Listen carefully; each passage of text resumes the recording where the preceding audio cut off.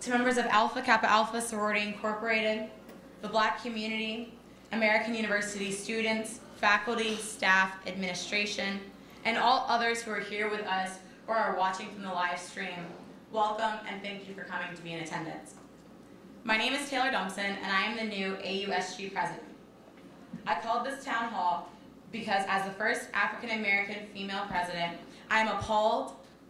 As a student second, I am outraged. As a member of Alpha Kappa Alpha Sorority Incorporated, I am nauseated. And as a target, I am numb by the vile acts that a member of our community decided to take during a historic moment for our campus. There are no words to describe how much all of your support has meant to me during this time. I have had people reach out to me expressing support from Alaska to Hawaii, from Michigan to Texas, and from New York to Alabama. And for that, I am forever indebted to each and every one of you here in this room. I hope you indulge me for a second while I paint this picture for you. When I came to this university, I was caught between AU and an HBCU in Virginia. Both were prestigious institutions, had extensive networking opportunities, and yet each had something unique to offer. However, the moment I stepped foot on this campus of American University, something clicked. There were no students out on the quad, and there were only the sounds of the heels of my mother and my grandmother, my friend, and I as we walked campus aimlessly. We didn't have a map, and we were just walking around. When I first looked at this campus, I imagined that this would be a place where I would grow over the next 4 years of my life. I imagined that this would be a place where I would call my home away from home. I imagined that this would be the place that would help polish me into the young person that I was to become in the future. 3 years ago, I made one of the best decisions of my life, and I would never change that. And choosing American University, I not only found my home, but I found some of my best friends, my passions, and my voice. I never imagined my freshman year that one day I would be placed in this position. I never imagined that I would become the AUSG president or the target of a hate crime. I was wondering how on earth I was going to make it through the infamous 2015 Yik Yak incident during my freshman year at AU. Persevering through difficult times like these over the course of my college career has prepared me for a time such as this. To advocate, to organize, and to lead. I was elected student government president, and I would like to be clear that what brought us here today cannot and will not hold me back from thriving and serving in this capacity. If anything inspires me to push even harder, this is what it does. This is a different you.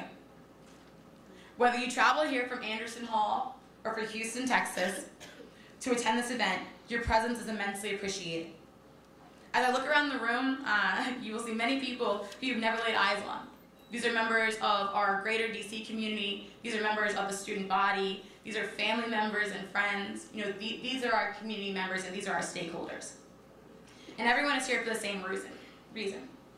Everyone in this room is a stakeholder in today's conversation, which is why I invited you all. I know you're familiar with the phrase, "It takes a village," and this room is truly a testament to that statement. Everyone is here because they have been impacted in some way, shape, or form. They are here because they care and because they would like to see action. It should be noted there are also many members of the community here at AU specifically that wish they were able to be present but cannot because of final exams. Their desire to be here is greatly appreciated as well.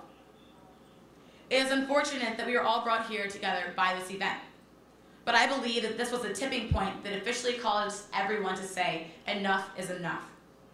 There have been several bias-related incidents that have occurred over the past few years, including those based on religion, race, and gender. No one incident supersedes the other. No one concern is, was, or will ever be more important than the other. And each event was unique and had its own circumstances and should be recognized as such. However, there is a common theme here, and that is that bias-related incidents continue to occur on this campus. I will not pretend to know how specifically to prevent incidents like this from occurring in the future. But what I do know is what our university needs today and moving forward. And that is simply more than just talking about what we're going to do. What we need is coalition building, active listening, and tangible action steps. And that's what we're here for today. The purpose of this town hall is not to solve systemic racism and oppression today, tomorrow, or during my term at AU. It's just not possible to do that. The purpose is not to attack the university administration or for talking over one another. Everyone in this room is here because I asked for people to be here. Members of faculty and staff have reached out to me and they wanted to know how they could help. So this specifically is not the place to call out administration on what they can't do or call out faculty members for what they can't do or haven't done in the past. Everyone is here now and that's what's important. The purpose of this town hall is to focus on what all brought us together. The fact that we have all had enough of being attacked for who we are. The purpose of this town hall is to generate ideas for a follow-up procedure that adequately addresses the community's stakeholders' needs in situations like this down the line. While we hope that incidents like this never occur again, we must recognize and be frank with one another that because we are not in a post-racial society, issues like this will continue to happen in the future. Not just here at AU, but around the country as well. Now we have the opportunity to be proactive and to help create a procedure so that members of our community can have a level of transparency and support that is necessary when dealing with bias-related incidents in the future. This meeting is my way of reaching out to key stakeholders in our community that often feel like they don't have a seat at the table, to come up with tangible requests that are centered and focused on the specific issue at hand, which is addressing the protocol for following up on bias-related attacks. With that being said, I am asking that all of you, I apologize. With that being said, I am asking that all of you engage in this dialogue with the intention of being productive, addressing the specific issue at hand, and doing so in a professional manner. I have had elementary school teachers reaching out to me telling me that their 4th grade students are asking them, asking her, well, what's going on at AU? Because they know their teacher is an AKA. Their teacher grew up with me. At this very moment, people are waiting to see what we do. All eyes are on us right now, everyone. There are children, parents, and students alike looking to us across the country to figure out how we're going to address these issues on our campus. We have to use this microcosm that is AU to set an example for others to follow. I ask that we please keep this in mind as we move forward. If for some reason you find yourself unable to meet these community standards of remaining productive, on task, on topic, and conducting yourself in a professional manner, you will be asked to leave this space so that the members of this community who wish to participate in this meeting according to these guidelines can do so. If you guys look from the front to the back and from the back to the front, look at how many people are here in this space. It's full, it's overflowing. We have to take the walls down, and that's really important to recognize because we need to be productive. That is what the purpose of this event is, and we cannot allow ourselves to be divided amongst our community as a whole because of personal issues and other concerns. We need to be able to incorporate all voices in this space. This issue is much bigger than me, much bigger than Alpha Kappa Alpha Sorority Incorporated, and much bigger than the American University.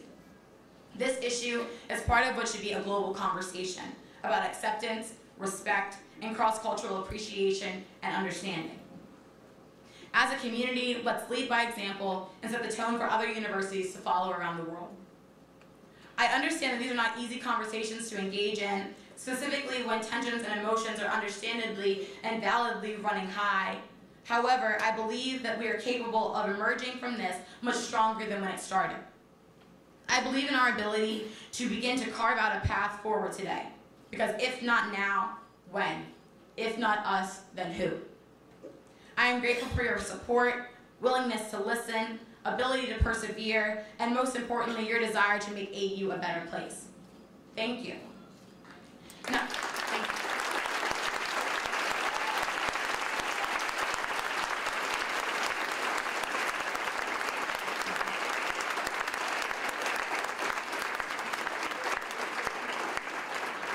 Thank you. Now I would like to turn this over to Will Mascaro, the Director of the Center for Advocacy and Student Equity, formerly known as SAC, currently known as CASE, which is the department that responds to that represents students in the conduct proceedings. He will explain the current protocol for bias-related incidents moving forward, or bias-related incidents as currently provided, which will provide the context that we need to understand how we can move forward. Will.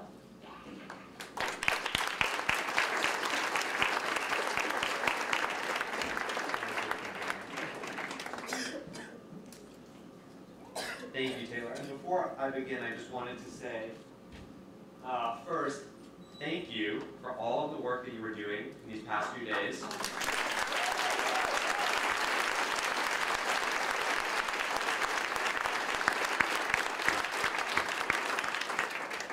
We are so much stronger for your leadership, and at a time when so many of us have so little pride in our school, it makes me proud to get to call you my president. So thank you.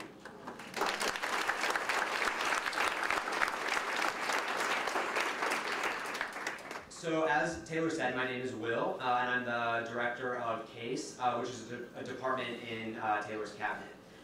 We defend students and assist students going through the conduct code, and we also propose rewrites to the conduct code. The purpose of what I'm going to tell you all today is to provide you with all the relevant information about how you report a bias-related incident, what happens after you report it, and then what the university does with that information, so that we have all of the information necessary to decide what's working, what clearly is not working, and then what needs to change moving forward to stop this from happening every few months. So I think it makes the most sense first to start with the definition when we're talking about bias-related incidents. Oftentimes we refer to them as hate crimes. What happened this week, what happened back in September, is a hate crime. In the context of the conduct code, the language is bias-related incidents, so we use that to make sure we're all on the same page. Before September 2016, there was no mention of bias-related incidents at all in the conduct code. But because students worked together after the hate crime we experienced then, that was targeting black students on campus, they changed the code, they agreed to our rewrite, and now it's in there. So we define bias-related incidents as an act targeted at a person, group, or property expressing bias or hostility on the basis of real or perceived race, sex, gender, identity, religion, national origin, age, disability, ethnicity, veteran status, or sexual orientation. So that's the base knowledge that we all have moving into the process. The first thing that all of you have the power to do is to report a bias-related incident if it's happened to you, if it's happened to a friend, if it's happened to an organization that you are a part of. And you have two ways to report that bias-related incident.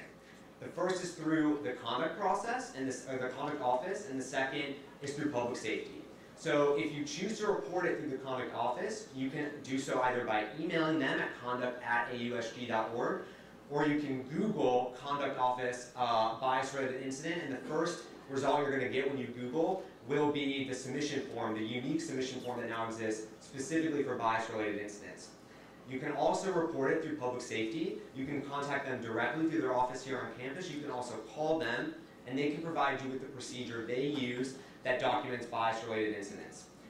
Both offices then begin an investigation, and when the investigation concludes, we move to the next portion, which is handling the actual case, the adjudication.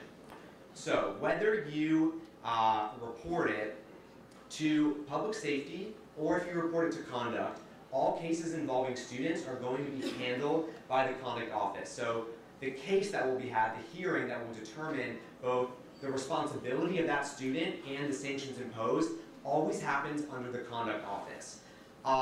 When a student is identified as the perpetrator, they have two options as they head into their conduct process. They could ideally admit responsibility, accept responsibility for their actions, and receive a sanction. Or they could claim that they are not responsible, then under which case they go through a hearing that's held by the conduct office. A hearing, for our terms, that people who might not be informed with the conduct process, is essentially like a trial. Instead of a jury, we have a hearing panel. There are 3 members of the hearing panel, a student, and 2 faculty or staff members. It is always that way. The individuals chosen to be on those hearings come from the Conduct Council, which is a pool of individuals, students and staff members that are chosen for hearings, that people, both students and staff members, apply to be a part of throughout the year. So they'll make the finding of responsibility, and they'll make recommendations for sanctions that are then sent to the Dean of Students.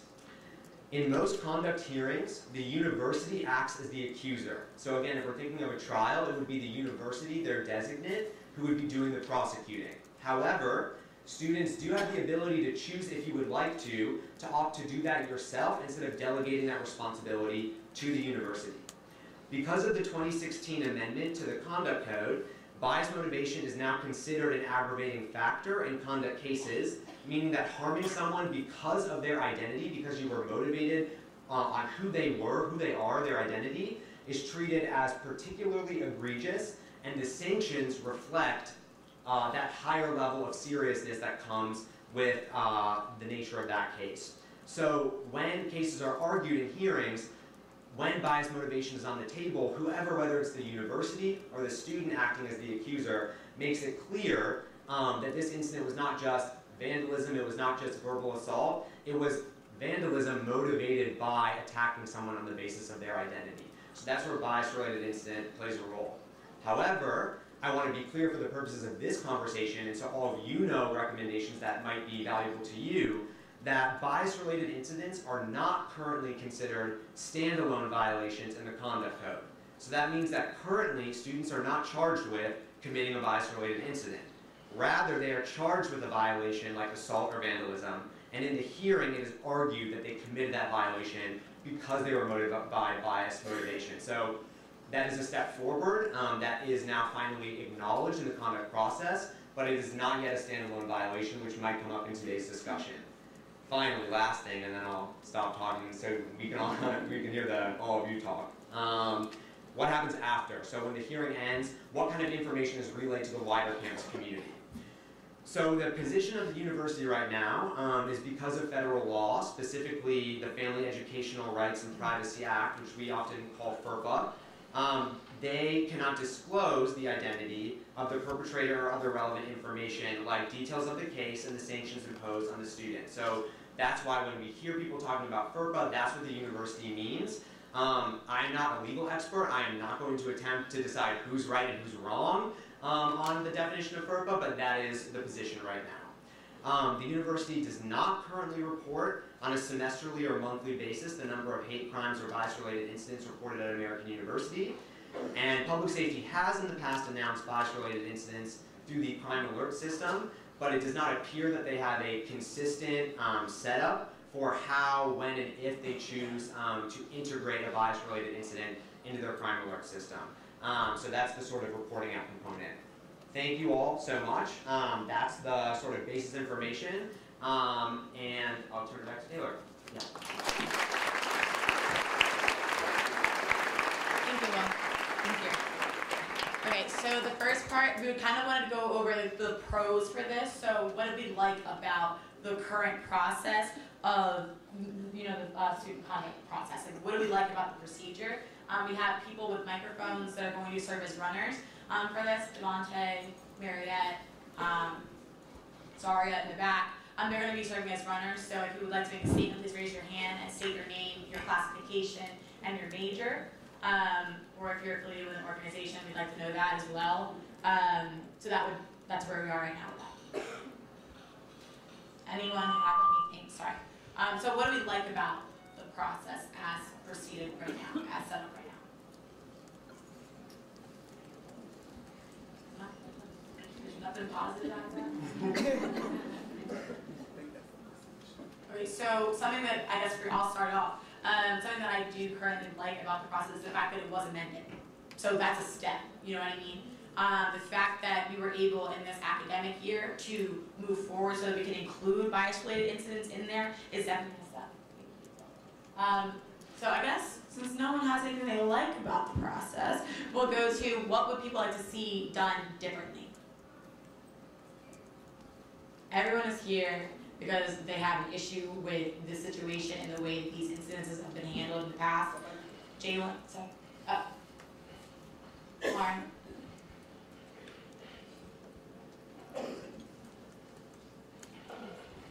Hi, what do I have to say? My name? Your name, classification, and any organization that you're like a member of. Cool. So my name is Lauren Lumpkin. I'm a junior here in SOC. I'm the editor-in-chief of the Black Print. Something that I have an issue with the conduct process, I think it's so hard to figure out like where do you start. I feel like it should be easy for students to know, okay, this happened, I know exactly where the steps are, I know what's going to happen after I report it. I feel like right now it's just like a big mystery and you have this system and it gets lost in there. Who knows if you're ever going to hear back from anyone? Who knows where this complaint is going to? So I think it needs to be easier for students. There needs to be a lot more transparency in what happens after a complaint is filed. Thank you. Jalen? Sorry. Marriott's coming.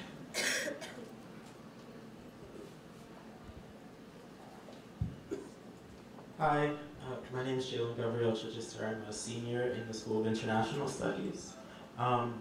Will mentioned that as it currently stands, bias-related incidents are not standalone violations, so I'd be really interested to know from the administrators present what that process looks like in order to get it to become a standalone violation, rather than something that's just considered in the adjudication process. Okay, thank you. So, sorry, one thing I just want to make a point of reference. So what we're doing is, this is like us brainstorming, because over the summer I'll be here, my team will be here, so it's really for us to kind of develop what our plan of action as student government with the President's Council, like what we're going to be pursuing, so we can look into that.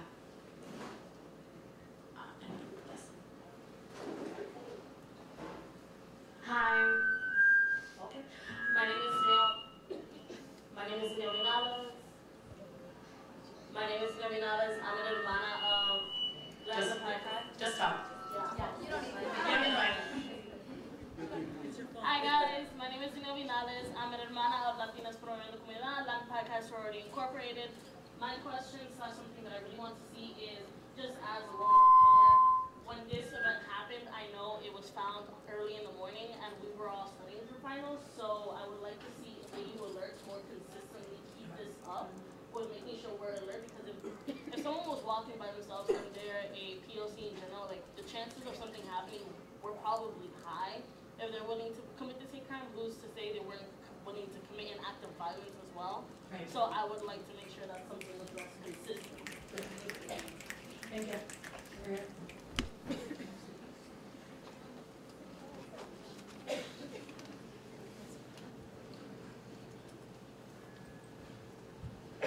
Hi, my name is Alexis Arnold. I'm a freshman, and I'm also a member of Blackprint. And my question is further about communication.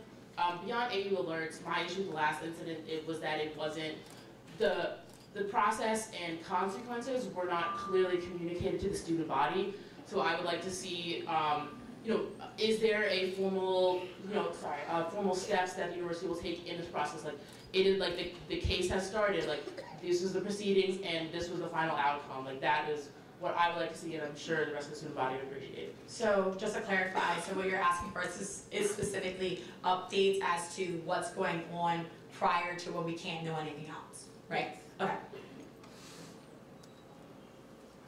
Can you guys just raise your hand high? Up here.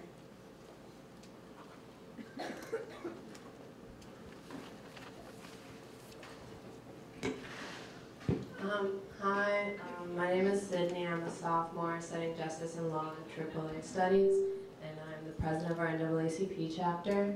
And my question is, what training do the students and 2 staff members have to go through on the conduct board, and does it include training specific to hate crimes along with diversity and inclusion training?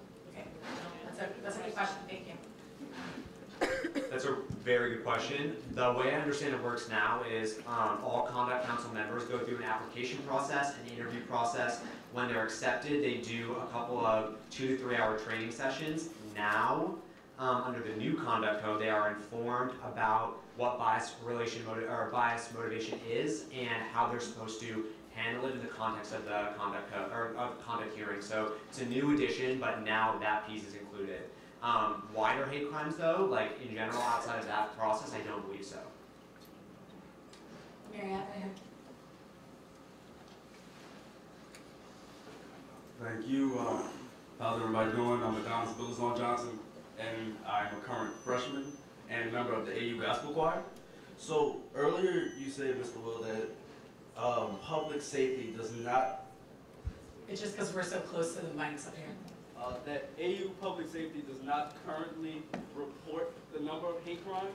So is there a way that we can have them monitor this and keep some type of stat sheet so that way students themselves can access that, see that, and know what they're getting into when they come back each semester? because that's definitely a conversation to be had. Sorry. What he asked? Yes. The question specifically was, is there a way to make sure that public safety is recording the amount of bias-related incidents that happen each semester so that students have access to that information? And we'll work on that this summer. Yes. Hello, my name is Autumn Grant. I'm a sophomore political science major and member of the undergraduate senate. And my question is, are there protections or what is put in place to protect the privacy and also the, just sense of safety for members who come forward and report these things? And like what is done to make sure that they're safe within the community as well? So I guess I can speak from personal experience right now. Just due to like the level of the situation, like administration has reached out to me. Public safety was actually working on this before I got a chance to call Fonda. Before I got a chance to call Dr. Olive, it was already, communicating and working on that side. So there was already a report filed. So I personally didn't even have to step forward to place the report because at public safety, that's the current proceedings. If public safety, if public safety is notified, of an incident on campus, they go through the investigative aspect on their end, and then they would also expect a student to move forward with a report on their end as well, so they can collaborate. But right now, they're very, very transparent, at least from my perspective, with the individuals directly involved, making sure that they're up to date, making sure that everyone is being afforded access to resources as well.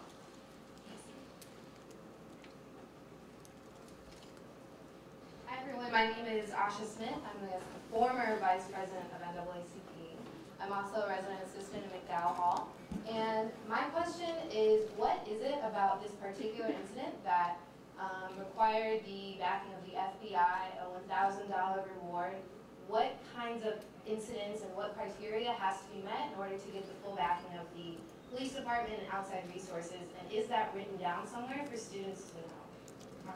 So that's a good question, Asha. So off the top of my head, I don't have the answer specifically as to whether or not it's written down.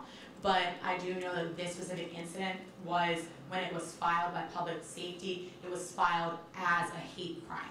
That's what the difference was, because in the past with some other events, I'm not quite sure whether or not they've been filed as a hate crime. They've been filed under other acts that Bill was mentioning earlier. Like with the student code of conduct, you have to have like other forms of violations. In the past, I believe that's the form that it's come through. It's been another form of violation that then has been bias related. Because public safety was working on it before I even had a chance to report anything, it was determined by public safety as a hate crime, which then, because of the nature of the facts, I don't know what that sound is, sorry.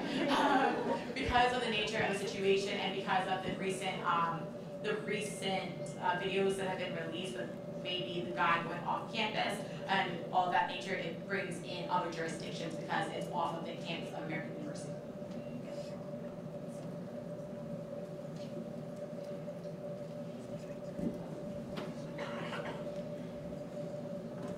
Hi, I'm Sabrina Matlock, a sophomore in the School of Public Affairs, and my question is about the perpetrator and how it differs between when it's a student, and based on the video, it doesn't seem to be a student, so what is the process differentiation between a student versus a staff member, faculty member, or even someone who's just on our campus?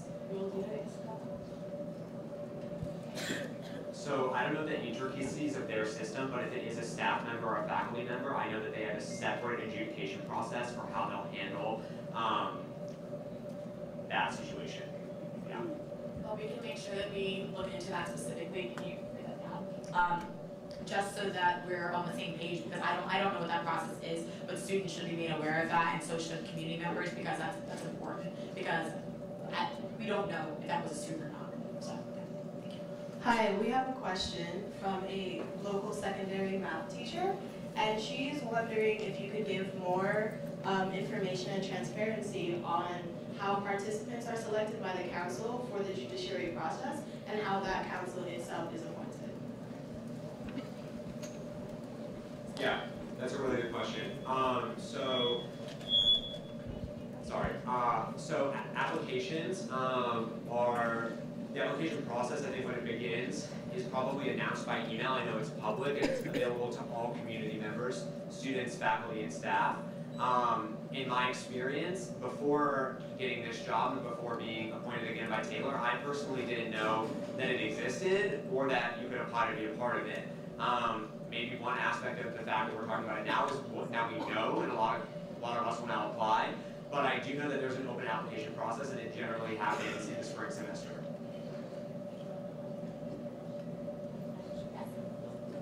Hi, my name is Amara Rahman. I'm a sophomore here at SIS, and I'm also the co-president of MSA, the Muslim Student Association here on campus. I have a concern about what happens to the person who commits a hate crime on campus here.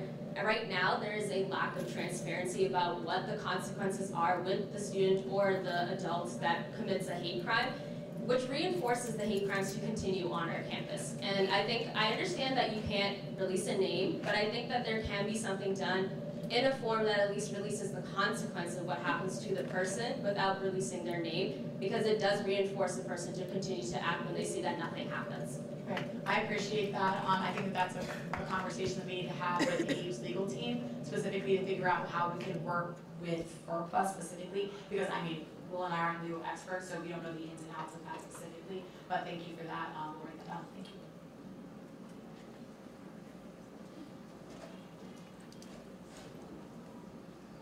Hi, my name is Sabrina Hernandez. I'm a junior in the School of Public Affairs, and I'm also a sister of Phi Mu, which is a Panhellenic sorority on this campus.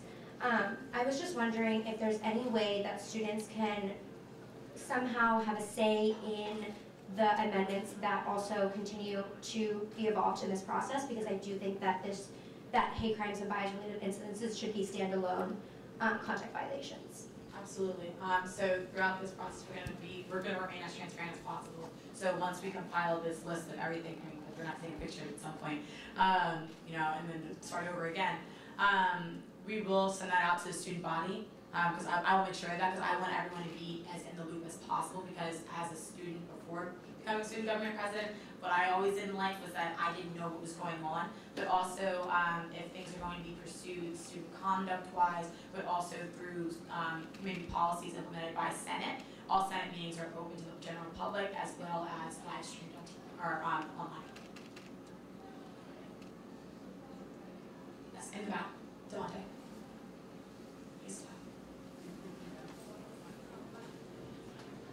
My name is Stephanie. I'm a junior here at AU. So I guess my question is off of what somebody asked earlier. If it's a non-AU student, what would be the policy in the future for avoiding them coming on campus? Would it be security cameras, more public safety officers on campus, kind of just stuff like that? Okay, thank you. So that's a really good point. That's something actually we discussed a lot of times this week. Because we are on a private school campus, but our campus is open. That's a conversation about what the AU community as a whole wants in regards to us being an open campus. Because they're private institutions that are harder to navigate, and they have fences up. There are other schools that have that procedure, that are closed campuses that require you to show identification when you come in, require you to make sure that anybody that comes on campus is checked through an office. AU currently does not have that ability. So I would like to hear feedback, as to what the community, what the interests are in regards to that, in regards to safety. But what I can say is right now, there is an increase of public safety members of the community. Everyone is on standby, everyone's on alert, and they're making sure that they're watching the footage. So someone is watching that currently, but increased surveillance is not a problem at all either. So what would everyone like to see in regards to us being a private school with an open campus? I mean, I can't answer all these questions, but I'd like to hear feedback. I actually had another question about what makes this particular incident a hate crime, because things have happened in the past to me personally that I had to go to public safety and kind of make a claim that this happened because I was black. This was clearly racially motivated. So what is the bar here to get things qualified as hate crimes, since you can't release the number of how many? That's not necessarily a question that I have the answer to. That would be a question for public safety. Captain Barrett, are you in the room? Is he in the back? No. Rima, do you feel comfortable answering that question? Oh, thank you. I'm here to take questions back. So if you want to repeat that question, and then I'll get an answer for you. How do we qualify things that happen that are racially motivated as hate crimes? Okay. So like I said, I don't want to answer that question just yet because I'm not the spokesperson our chief is, but I will take that question back and I'll work with Taylor to get an answer. Okay. Is that cool? 1 second, Ms. Larry. I can give you a quick clarification. The definition of a hate crime is a legal definition defined in 2 forms of law. One is the Jean Clary Act, which is a federal law that defines a requirement that includes a threat of violence and a targeted specific threat to an individual or group, which this meant. There's also a district law, a statute, that was established just recently, I think in the last year, that has similar requirements. Jean Clary Act is an older law in 1994, but the requirement for hate crime is a classification that's happened just maybe in the last 2 or 3 years, and there's an annual security report that is released every year that includes those definitions and the number of activities in that category at the university. So we'll follow up with Taylor to get all of that to you. But bottom line is there's 2 laws, federal and state, that define the requirements. Thank you.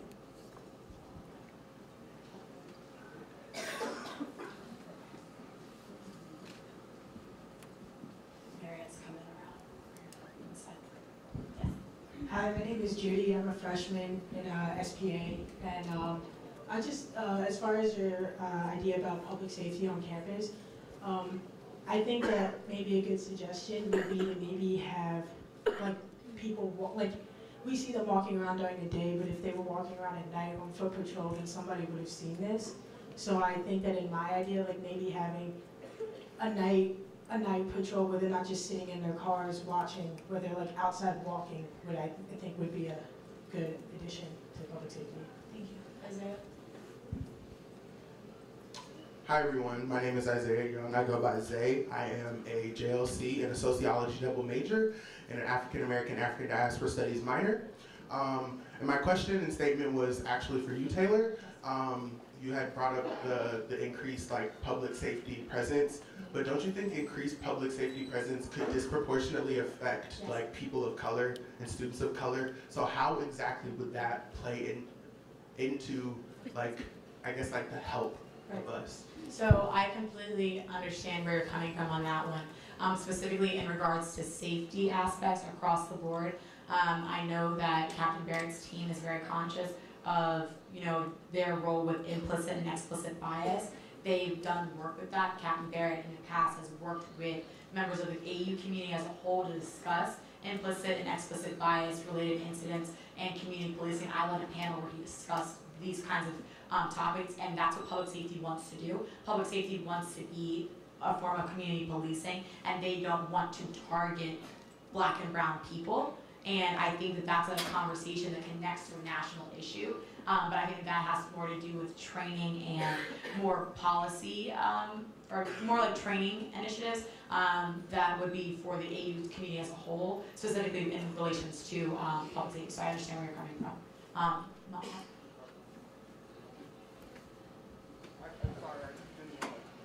No, it's fine. Hi, my name is Mahat Sargent. I'm the president of the Black Student Alliance. Kind of going off about the police. So we have hung flyers up about highlighting the racism on campus and stuff like that at night. And we've always been stopped and asked for our IDs. And that's been on multiple situations. So there are campus police who do patrol at night. So my question is if we're being stopped to hang posters to highlight racism on campus, how is it possible for someone to hang multiple nooses and tons of nooses on this campus and not be stopped? And if you look at the video, there's a cop car in one of them. So my question is what? So I keep hearing that public safety wants to help, and I feel that, right? But I'm more concerned about results and what's actually being done. And I feel while they may have the best intentions and while the administration may have the best intentions, they are not handling this situation properly, and it could have been avoided. So what specifically would you like to see us do differently in the future? So in terms of public safety, I don't understand why they weren't stopped, because I've been stopped and asked for my ID as a student on this campus and asked do I go here? Can I see your ID for hanging the racist yik yaks that happened? So like, that is one thing I don't understand at all. In terms of administration's response, I think this situation has gotten a lot more response than situations that happened earlier this year that didn't have a national organization behind them. So my concern is like an organization leader that is specifically dealing with community members, like freshmen are affected by this, Black women as a whole are affected by this. So my thing is like, we can't only get this much attention when a national organization is behind it. So what are we gonna do for all Black students on this campus to feel like they're safe and being heard? Because student leaders do not fully represent, and I feel like student leaders are the only ones who are ever brought to the table and who ever get to talk to people like Scott Bassett and Ta'a. So my concern is that student leaders are always asked to represent the whole community, but Black freshmen are not being heard on this campus, and that's a constituency that I'm particularly concerned about, because as a Black freshman, like last year, I didn't feel like my voice was heard. So I think that the school needs to stop just trying to pinpoint specific leaders that they know and like that are out here prioritizing everything over their studies. You know, like that's literally what we have to do, but like also focus on the freshmen who are just trying to get here and get a degree. So let me respond to that real quick.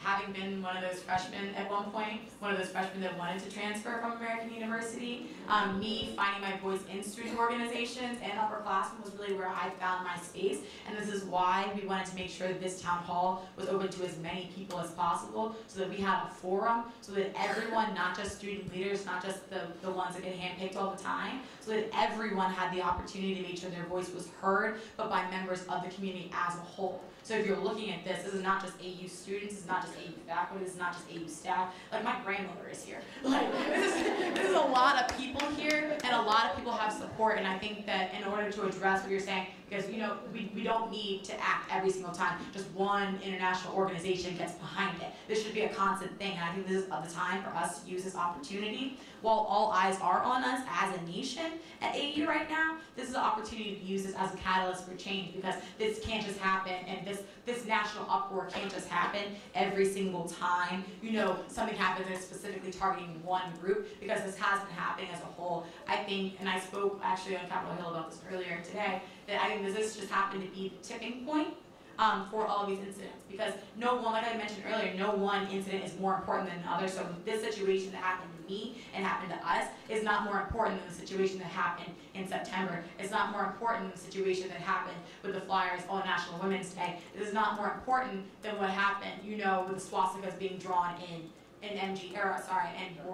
the ward classrooms. These are not, we're not prioritizing whose situation is worse. You know what I mean? It's about how do we make this a constant conversation on how to best improve our policies. So thank you. Hi.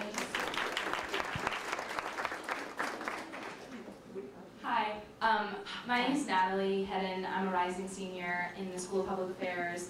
And just going back to brainstorming some ideas about what we can do in terms of making the community safe while it's an open campus, I think that I don't know where the security and surveillance cameras are on this campus, but it's absurd to me that the only two videos that are out are from the angles that they are. I just find it interesting that there aren't more located on like the major buildings on campus. Like if there was one on the outside of MGC, we would have been able to literally see this person. Absolutely. And that's a huge hub on campus. Like people are always there. So I feel like we should really be reevaluating if we do have limited resources in terms of buying those and setting them up and whatever, like, which I feel like we don't, but if we do, maybe thinking more strategically about how we locate them, but also maybe just like having way more. I mean, that it couldn't harm anybody, and if we're worried about like privacy or whatever, like maybe thinking about like turning them on at specific points at nighttime when something like this would be far more likely to happen. So just reevaluating that would be a good idea. Thank you. Hello, so my name is Aya Cheney. I'm a junior, Kogod School of Business, and the treasurer of Ethiopian and Eritrean Student Association. So that basically was my same question, to go off the other question about like public safety and stuff like that. I want to know personally, me as a student, like, do I have access to where all the locations of these cameras are on the campus? Like, that's something that I would like to know personally. If that I can can try and get an answer for you on that, because I don't know off the top of my head where all the cameras are, and I don't necessarily know that there's someone specifically in this room right now that has the location, but that can be something that's addressed to the student body as a student email. Sorry.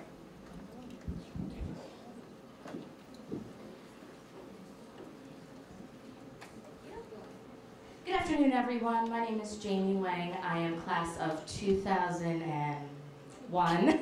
I'm a graduate also of the Lamazoo chapter of Kappa Alpha Sorority Incorporated. And it sounds like, I think it was Maud. Her question is more like, how are we going to hold public safety accountable when they're harassing brown and black students? So maybe we can put on how do we hold them accountable? What specifically would members of the community like to see in order to do that?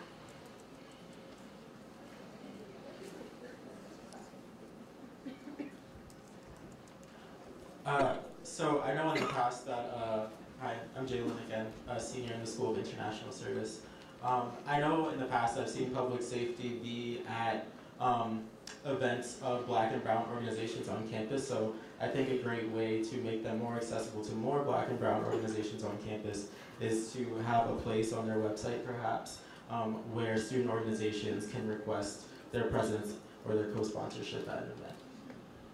Thank you.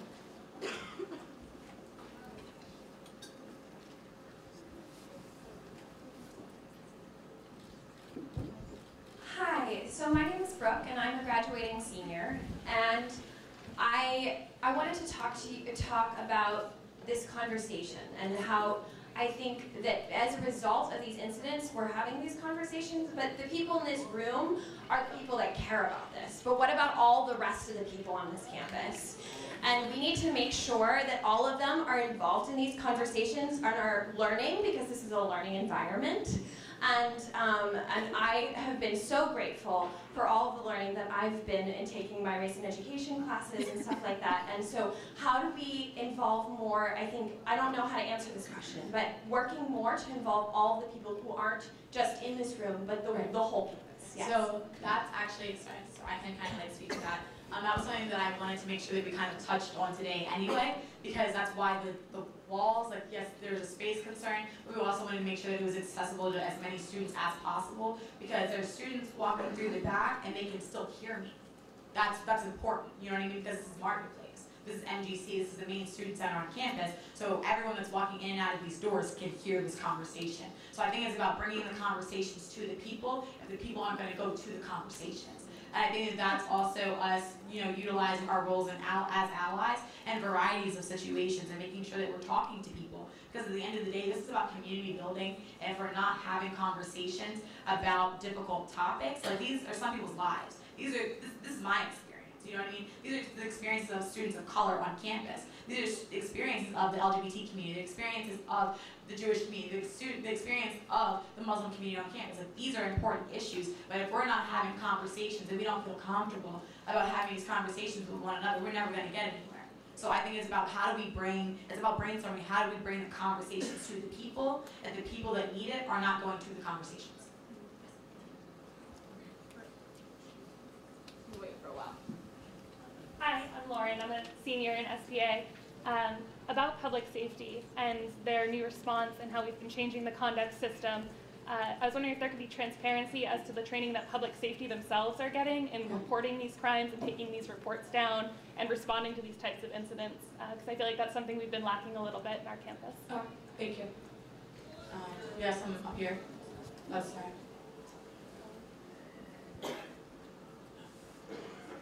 Hi. Oh, sorry. Next. Okay. No, sure. Oh, me. Yep. Okay. Hi, I'm Chelsea. I'm a freshman here. I'm studying elementary education with a minor in dance. And I've been taking AUX 1 and 2. So I think that's a step, but it's only right now for a few freshman classes, and I understand that the incoming freshmen will be taking this class, but it's not mandatory for all, but I'm just concerned about the timeline, and also what about people who aren't freshmen, like me and like the sophomores and juniors and seniors who didn't have to take this program. Like, how do we have those conversations? Because it was kind of like not forced onto me, but it was required for me to do. And so that's also part of the bigger conversation, because I mentioned that at the town hall meeting that administration hosted the other day, because that program is not rolling out until 2019, because it's not going to be in full, in full rollout. So then you add 4 years to that, that's by 2022, 2023, when the entire student body. Yes. Actually, I'm sorry, I'm Andrea Brenner, I'm the director of the American University Experience, and I just want to clarify that the date has been off. We are actually rolling it out in the fall of 18 to all incoming students and transfer students. Perfect. So we're a year ahead of that. Perfect. So that means 2021. What? Okay, so, Andrea, I'll come to you. Okay.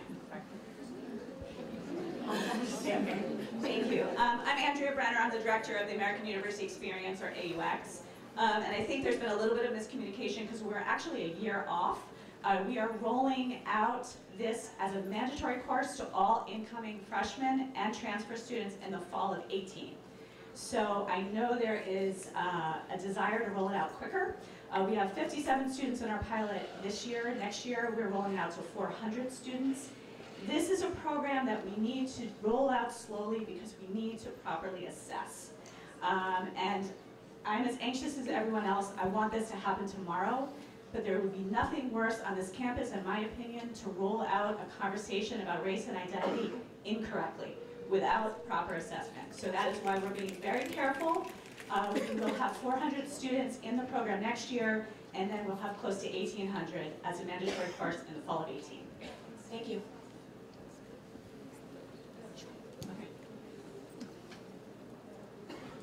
Hello, my name is Mala Sargentian. How are you?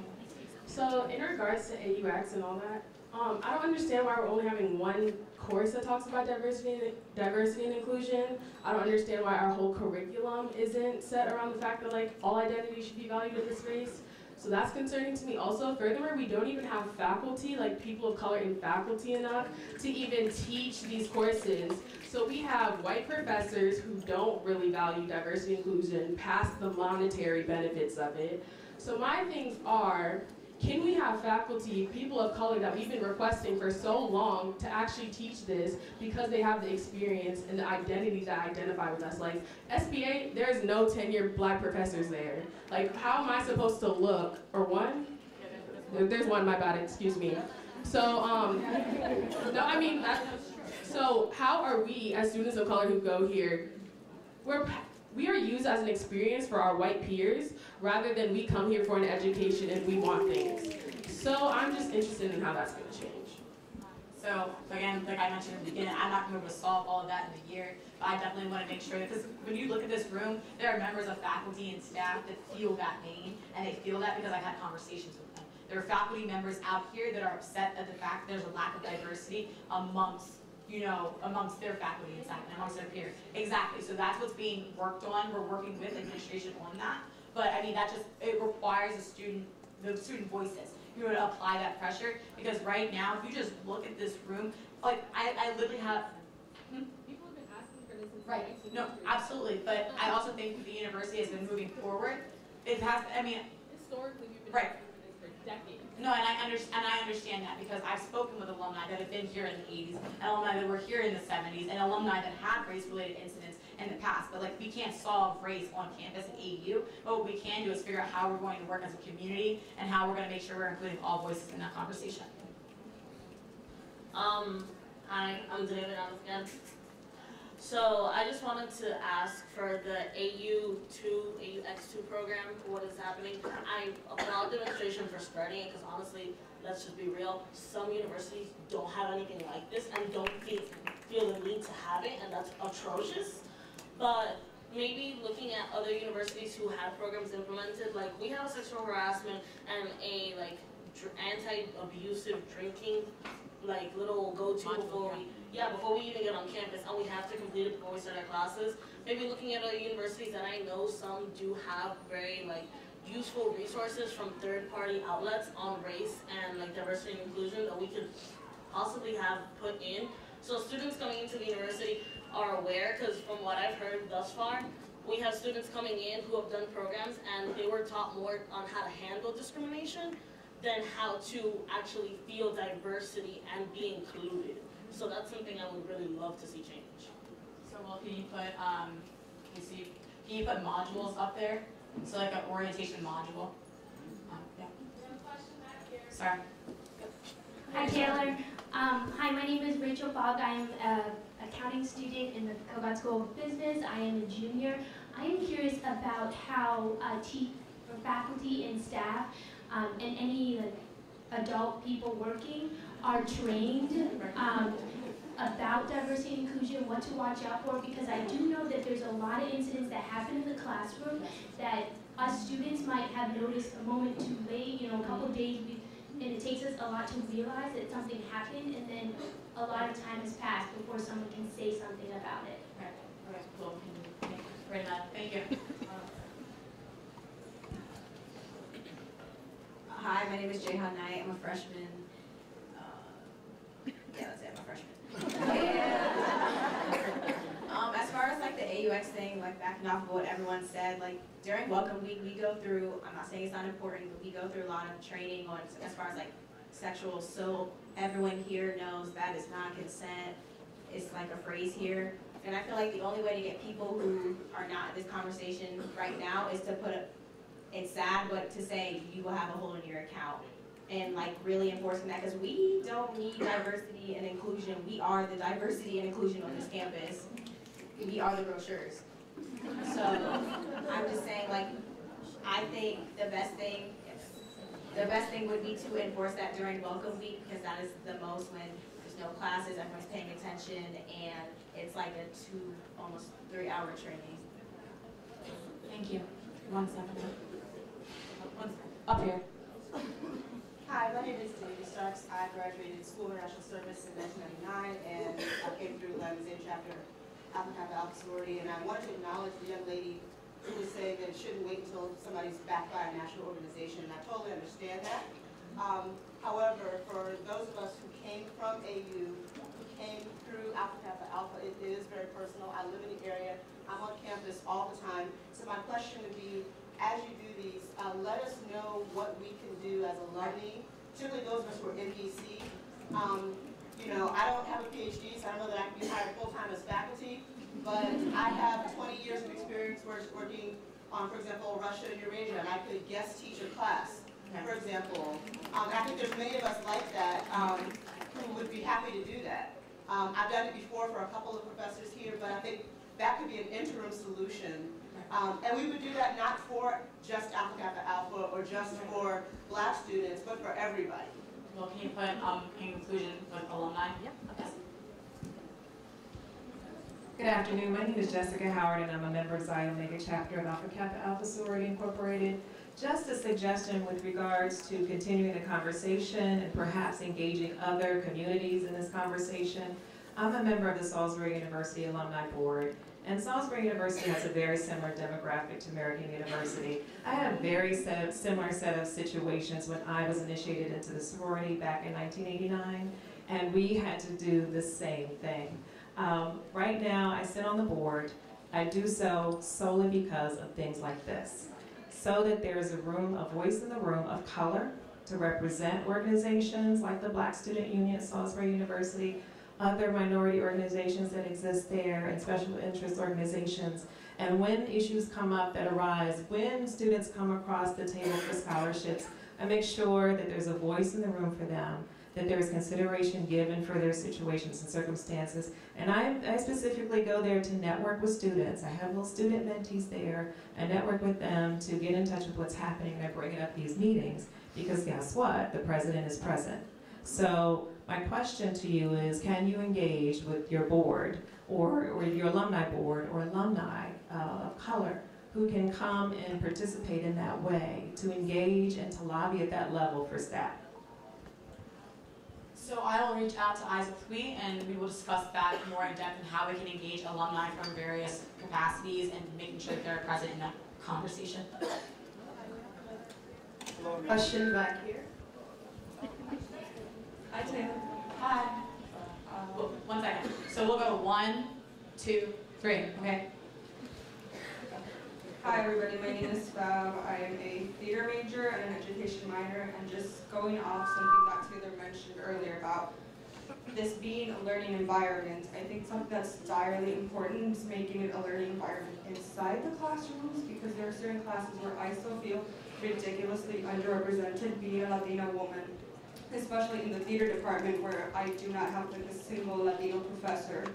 There's certain things that, it being a learning environment, it should be a learning environment in the classroom specifically, and just like making the conversation a full scope, especially where we're supposed to be learning. And like someone mentioned earlier about us being the brochure, like I get it that we're here and we're supposed to be this really progressive university where there's a lot of diversity, but me being someone who's like off the diversity brochure, I don't particularly feel it, and I just think we need to include in one of the classrooms, like having professors who can understand in a better scope where I'm coming from, and just making that a thing that happens in the future.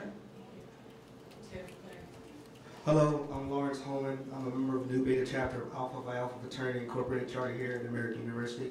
My question is, how can we maneuver around mandatory sensitivity training for professors, but like not infringe on their class autonomy? I think that's a conversation we have to have with faculty member and like with specific faculty members and with students in the same room alone. You see what I mean? Because right now we have administration, and I think that's a conversation we need to invite. That's another conversation, but I'm willing to facilitate that because I think that is something that we need to talk about, because a lot of times we are in classes, you know, we're here to learn, where we are in classes where we've heard some problematic stuff. Trust me, it happens. I agree. You know, but I think that's a conversation we need to have, and we need to be able to invite faculty members so they can hear from our experiences. I mean, we can do that on an individual level as well, and that looks like going to office hours and talking to your professors. I mean, I've been in situations where I've not necessarily felt as comfortable to go to my professors to discuss this with them, but then at the end of the day, if you go to your professors and your professors are not willing to understand where you're coming from based on a conversation that was had in class, you can go up, and you can go up, and you can go up, and that will be listened to. Thanks, Dave. Rob. Hi, my name is Kayla Owens. I'm a junior in the International Relations program. My question was that we're about to get a new president in the fall. Kerwin's leaving, but that's not until the fall. We're going to have a whole summer where we can't have town halls like this because not all the students are going to be on campus. So I was wondering, are we going to have to repeat kind of this whole thing again when we get a new president? Is Kerwin going to kind of see this through the end? Because I didn't see the new president at the town hall yesterday, and I was wondering if she has a statement or what her ideas and plans are coming in. So when President Kerwin spoke, he said that there was a situation going on with incoming President Burwell, so she couldn't be here. But specifically, I know she's looking forward to having meetings with student government, and this is why we're having this town hall, because it is finals and the semester is about to be over. So what I'm planning to do with, at least with my staff, because everyone's going to be in the area, working with our cabinet specifically to go over all of this to make sure that we are compiling that so that we can have that conversation with her when she comes in, because this is going to be one of the first issues she has to deal with, and I want to make sure that it's inclusive of all the voices of all the key stakeholders in this community. So thank you, Kayla. Sorry. Yes. Hi, my name is Lily O'Leary. I'm a rising senior in SOC. My conversation's coming more from the Greek perspective, yes. And I would just like to know how, as a member of Alpha Chi Omega and the organizations on campus, how we can begin to bridge the gap between the Panhandle, IFC, and IGC communities, and also how we do have sexual assaults conversations that are mandatory, and we do have things that we don't have any workshops or open conversations, or I know there's boards in the works, but there's nothing that's really come full circle with that. So wondering how we can really begin to open that conversation, begin to educate the members of the Panhandle community as well as the IFC community on issues of diversity and inclusion, especially come time of recruitment, and what we can do to kind of bridge that gap so that it is an all-inclusive organization. We are all joining these organizations, and what we can do to really help that out. And my response to you is the fact that I was a former Intercultural Greek Collective president. I switched that hat off on Monday. IGC was created 2 years ago, and basically we represent the culturally affiliated Greek letter organizations here on this campus, and we're expanding. And there's also Greeks United for Inclusivity, Diversity, and Equity. This is a working group where it's open to all members of the Greek community, whether that's in IGC and Pan-Hellenic or IFC. And another way to do that is through community building, and it's through co-sponsorships. Because at the end of the day, our organizations do, whether it's philanthropy or community service, there's an overlap with service. So that's where that room for conversation is specifically, because that's the most immediate thing. Because while we're specifically this is to the Greek community, while we're all members of these organizations, we have, like, we dedicate ourselves to a different set of standards, and we need to hold ourselves accountable to those different set of standards. And that means taking the extra step, going the extra mile to make sure that we are engaging in these conversations, to make sure that these are inclusive of everyone in our communities. And I'm sure Anisha, is Anisha in here? No. Okay, so the new IGC president, she's unable to be here, but I would love to put you in contact with her. So thank you. Right here.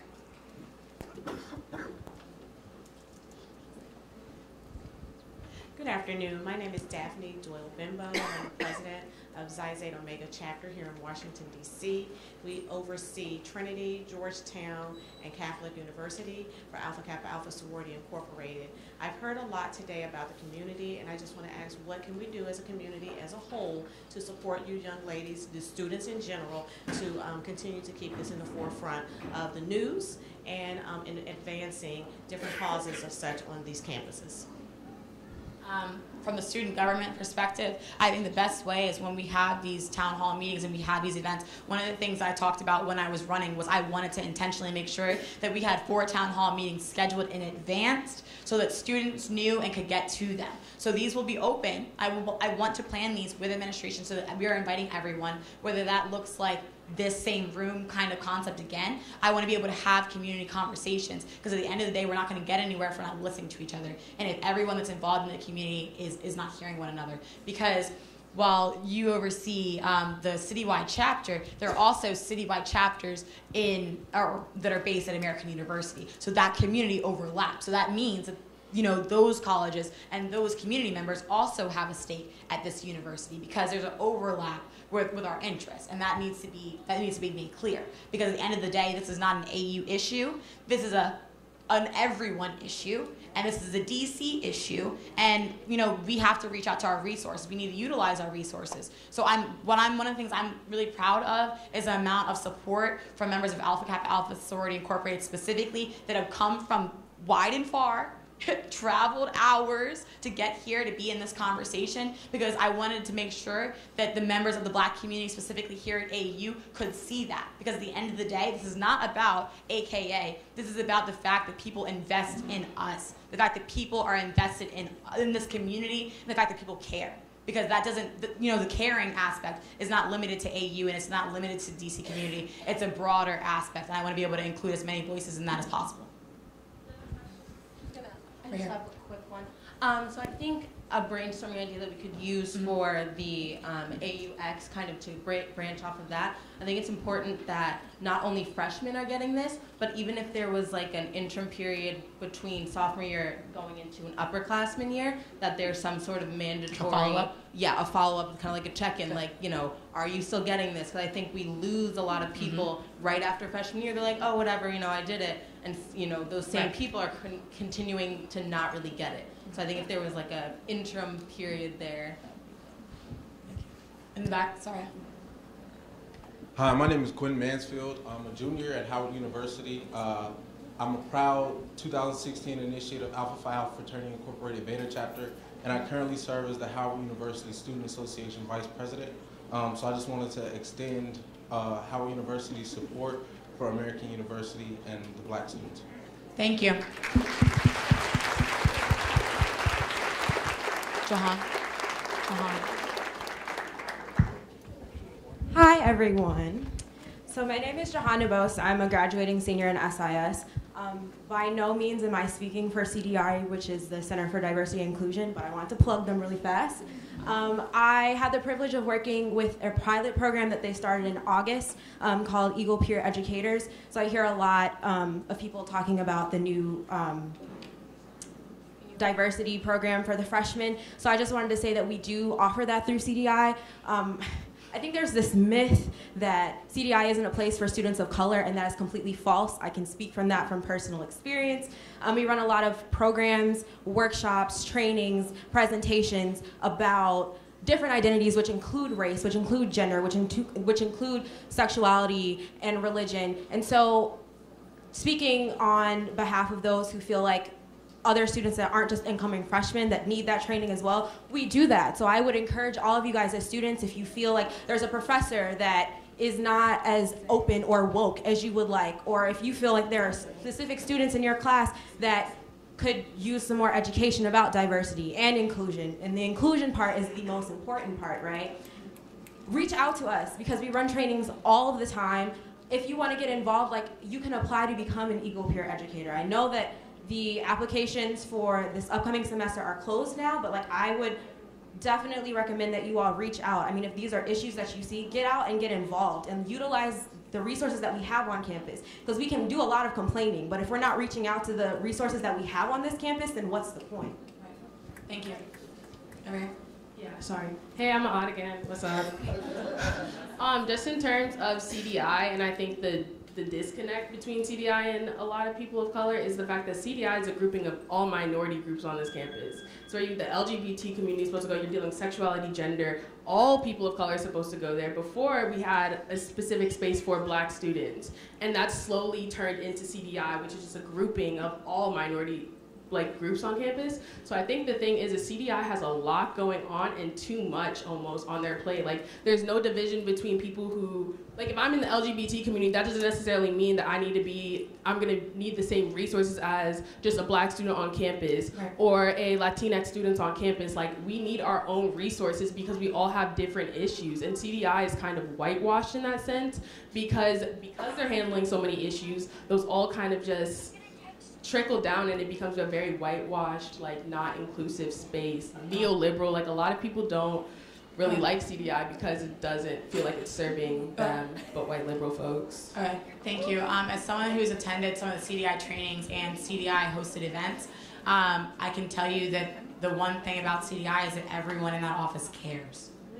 I know, so I just want to make that clear, that people care, but at the end of the day, you want to see action steps, right? So one of the bigger issues is the fact that AU has a spacing concern.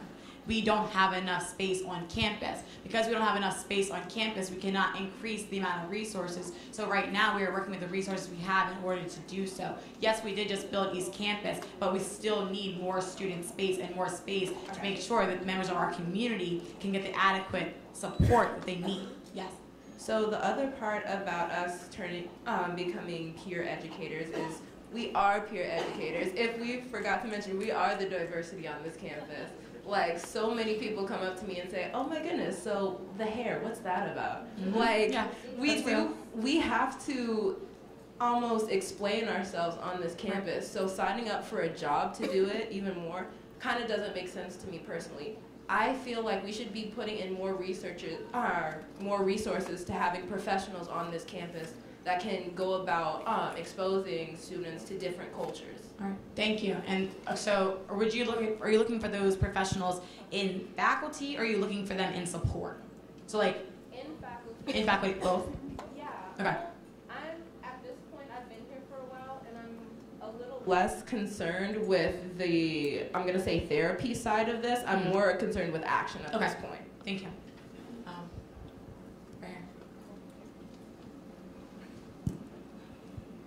Hi, I'm a rising senior at American University, and I'm a residential assistant on campus and a member of Lambda Pi Chi, which is Latinas Promoviendo Comunidad Lambda Pi Chi Sorority Incorporated. And as an RA and as a member of the Greek community, there are events that have taken place to include diversity. For example, in McDowell, we have a diversity and inclusion board, student-run board, that are RAs that have tried doing programming on different floors, on different sides of campuses.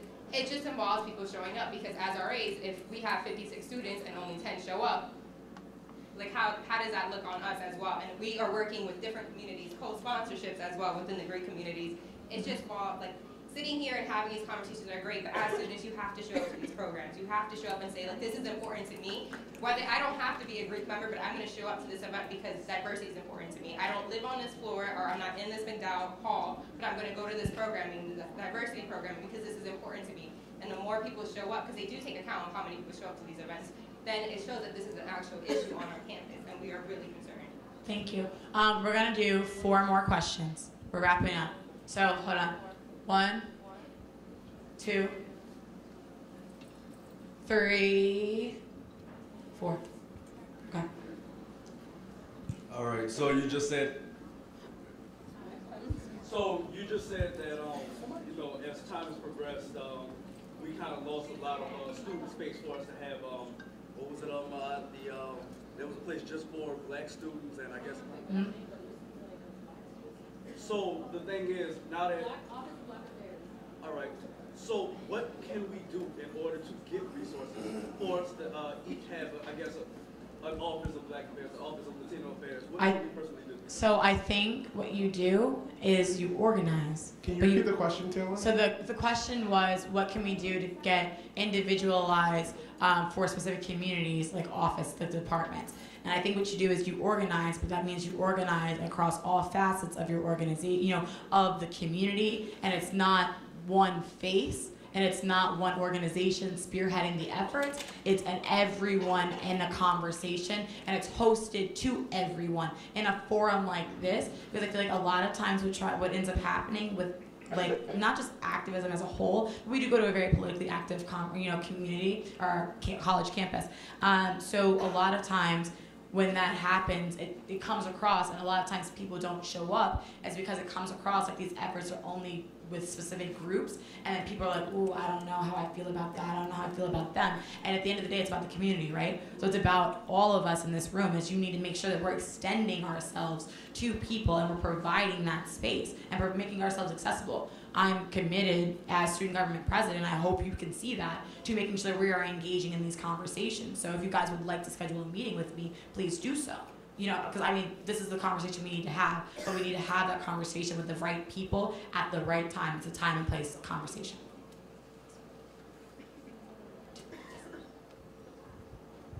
Good afternoon, everyone. I am Mrs. Shawn Jackson Wilson, class of 1988, School of Public Affairs. I don't know if it still exists. It was here when I graduated, Justice major.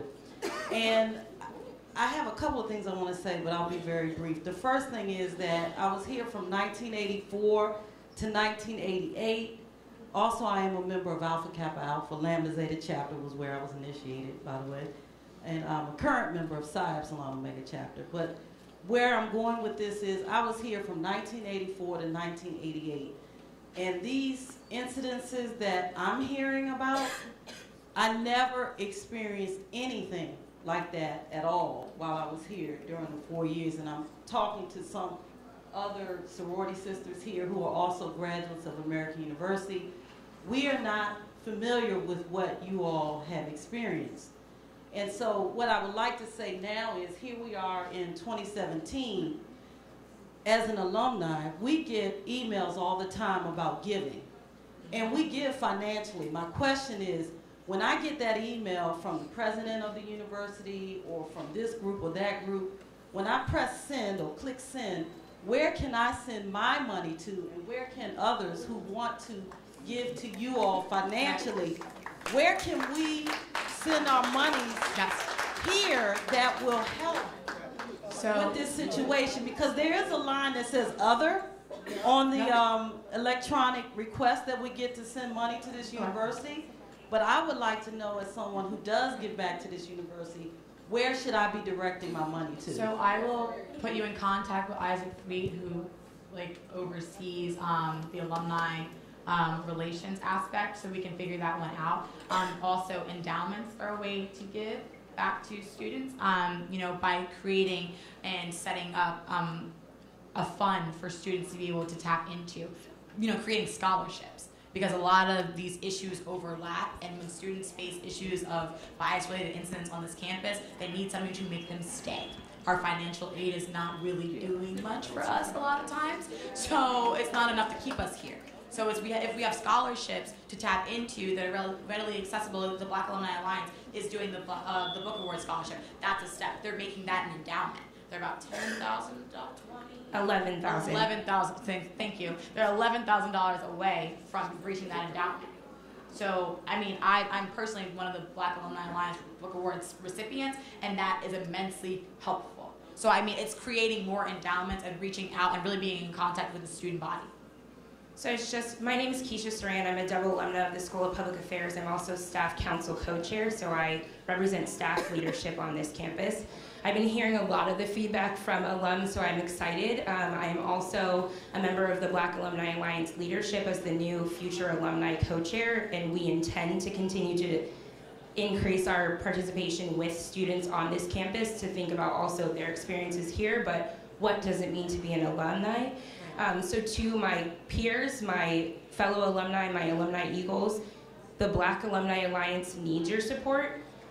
You can contact me. I will stay here after to make sure that that happens. The Latino Alumni Alliance needs your support. Come back in October for Alumni All-American Weekend. Please be a part of the Multicultural Alumni Reunion every All-American Weekend. Yes. But we are actively working with the students, with the staff and faculty to continue to be part of this community. So please don't forget Alumni Association. To the woman who mentioned how to designate funds specifically, you can do that in the other. So I donate to LAA Book Award, I donate to BAA Book Award, I donate specifically to Alternative Breaks and organizations that I belong to, so you can note that in your donations or contact development. Thank you. And can we have one last student speak? Yes, Rachel. Thank you.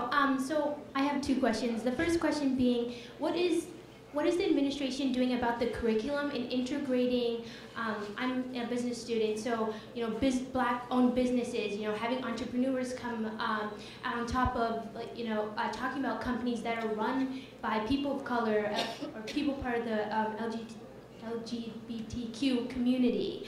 And then on top of that, have we seen an influx of students of color, regardless of where they may come from, coming to AU in response, or maybe even decreasing in response to all this activity? Okay, so on the first question, that's a conversation that we have to have with faculty, because I'm not quite sure where administration is with curriculum or addressing or readdressing our curriculums outside of the AUX1 and AUX2 program. In regards to the increase or decrease of the diversity of the student body, it is increasing, but I'm not quite sure what the statistics are as a result. If you want to go to the past 3 years, I'm not quite sure specifically, but I just know from a visual thing, from my freshman year, the Black community has grown immensely. And it looks different. It's just a visible difference because I see more people that look like me. And I mean, for me, I don't have those numbers for you, but I can work, we can put you in contact with someone that can get you those numbers. So with that, I wanted to go and reread these, sorry. This will be the last one. Hi, my name is Jennifer Tucker, and I am an alum of American University from the class of 1974. Yes, how about that? And I just had to be here today. I just had to be here today. And I, too, was a peer educator. So the young woman back here, the woman back here who spoke about being a peer educator by being a student and having the hair example, I can totally relate from 1974. Yes, the Afro days. Not the locks, but the Afro days. I would like to have Will write on the board that one of the meetings that you have, town hall meetings, will include the incoming president, President Burwell, because it's important, I think, to start the new administration with this issue at the top of the list. And again, there are many of us in the alumni community who have had careers working on these very issues, and we would love to be involved. So, well, where I am, I'm a consultant now, and I am here today representing the Leadership Fund for Equity, Access, and Diversity. Thank you so much. I appreciate that. Thank you, Will, for writing that on the board. So what I wanted to do beforehand so that we knew that we came away with action items, because everyone's talking about action, these are the things that we said we wanted to see done differently, that we want to do to be able to enhance our university. So first was a discussion about accessibility. Bias-related incidents as a standalone violation in conduct, consistent AU alerts in regards to racially bias-related incidents or just bias-related incidents as a whole, transparency on the case, info, and sanctioning process in regards to the steps leading up to FERPA, where FERPA lets us cut it off. Regular reporting of bias-related incidents. Staff and faction adjudication system, wondering where and how faculty and staff are adjudicated with situations like this. An increased info about consequences regarding the sanctioning process and procedure for non-student perpetrators. So if it happens from someone that's not a part of the AU community. All right, so this one's a lot. Conversation with public safety about night patrol actively moving, making sure that we're not targeting minority students, black and brown students specifically, that we're expanding access to administration, increasing campus security, but specifically utilizing cameras that capture all angles so that we feel more safe on campus. Conversations about individualized resources and space, accountability for public safety, whether that is a specific online presence or through transparency on training and practices. People would like to see both. Professionals to offer education and support, being able to come in and interact with students on a more frequent basis. Reaching a wider audience, making sure that we are consistently making this a community issue as a whole. Representation of faculty members in these conversations as well. Integrating Welcome Week and forced training and a follow-up with AUX1 so that we're catching the students in between. Review training for faculty and staff so that we know what training our faculty members are receiving and our staff are receiving. Inclusion with alumni so that alumni are staying up to date on the current issues impacting the student body. Utilizing the classroom to teach and not for students to teach their experiences, but for professors to explain and to engage these communities. All communities, working with IFC, Panhellenic, and IGC to incorporate a more inclusive and learning environment for the Greek community as a whole. Collaboration with CDI and sort of revamping how CDI works, conversations with that. And then the last part, and then curriculum was one of the last ones as of just reevaluating our curriculum. So I hope that is enough for yes. And then, yes, sorry. Yeah, we'll put that in green up here. A town hall meeting with Burwell. So thank you. I wanted to say I hope that this is enough for right this second, so that this means that I heard everyone's voices. We've heard what the feedback was, because we're going to compile this. We're going to look at this, and we're tangibly, all of us on this cabinet are going to go through it and look at ways we can implement this. Yes. Can I suggest an email being sent out Yes. to student government with a list of this so all the students Yes. that weren't just here can see this? Absolutely, absolutely. So we will send that out. We're going to take a picture of it and type it up, but I'm not quite sure when that will go out, but I will make sure that it goes out before June, just so we can make sure that we're getting everything in there, because people did write questions down. Did people write questions down? Okay, so we also have index cards as well that people wrote things on, so we want to make sure we're encapsulating all of those. But I just wanted to say thank you to everyone for coming to this event. Thank you if you came from near or far, because it means a lot. It really means a lot. So just thank you guys for being here and being present. Yes, so that concludes this event. Members of Alpha Kappa Alpha Sorority Incorporated, we're going to do a picture with Xi Omega. We're going to do a picture with everyone in the room. We're going to do a picture with our international president and our regional director.